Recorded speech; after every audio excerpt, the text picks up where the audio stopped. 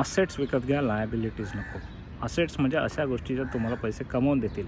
उदाहरणार्थ अशा रिअल इस्टेटमध्ये इन्व्हेस्ट करा जी तुम्हाला रेंट मिळून देईल, अशा स्टॉक्समध्ये इन्व्हेस्ट करा जे डिव्हिडंड मिळून देतील, अशा म्युच्युअल फंडमध्ये इन्व्हेस्ट करा जे ग्रो होतील.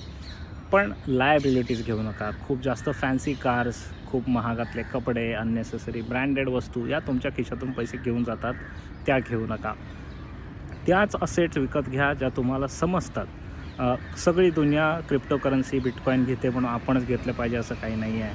असे स्टॉक्स घेऊ नका जे तुम्हाला समजत नाही आहेत, केवळ टिप्स मिळाली म्हणून, कुठेतरी लोक चर्चा करतायत म्हणून अशा ठिकाणी इन्व्हेस्ट करू नका. जे समजत नाही तिकडे गुंतवणूक करायची नाही.